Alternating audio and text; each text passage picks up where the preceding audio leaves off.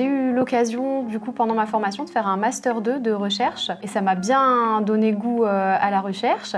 Et là, on participe en tant qu'investigateur ou co-investigateur à des études de recherche clinique. Je suis pneumologue aussi. La recherche a débuté essentiellement pendant le clinica. J'ai pu être investigateur dans plusieurs études. Ce qui m'a vraiment donné envie de continuer, c'était de pouvoir donner accès avant tout le monde, soit à des traitements, soit à des avancées. Il y a beaucoup de protocoles de recherche clinique en fait dans les établissements privés et je me suis rendu compte que c'était tout à fait possible donc de le faire hors du milieu hospitalier.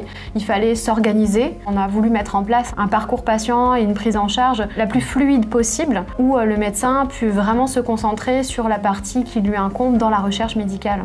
Si le protocole de recherche en lui-même n'est pas câblé pour être réalisé en ville, si on garde les schémas d'organisation hospitalière, ça va coincer. Pour nous, l'avenir et la médecine de demain de manière générale, c'est le regroupement des professionnels de santé dans des centres experts. Et à partir du moment où on a ça, on peut facilement développer de la recherche clinique. On ne peut pas tout faire tout seul, on n'est pas des surhommes, notre temps étant compté, il faut qu'on soit entouré pour pouvoir mener dans des bonnes conditions une recherche clinique en ville. En libéral, on est seul décideur. Le fait qu'il y ait moins d'intermédiaires, ça peut aller beaucoup plus vite pour devenir investigateur dans un protocole. Avantage aussi financier, puisqu'il y a quand même une indemnisation, alors que le médecin hospitalier et salarié ne perçoit pas particulièrement plus sur sa participation aux études. Ce qui initie le mouvement vers la recherche, c'est d'une part d'être intéressé par le domaine, c'est de bien cibler la population à qui elle s'adresse pour pas être en difficulté sur notamment les inclusions qui sont quand même le nerf de la guerre dans les études pour instaurer un climat de confiance. Bien expliquer, bien informer les patients, c'est fondamental pour que le patient puisse bien comprendre de quoi il s'agit. On va avoir aussi toute une partie avec l'équipe,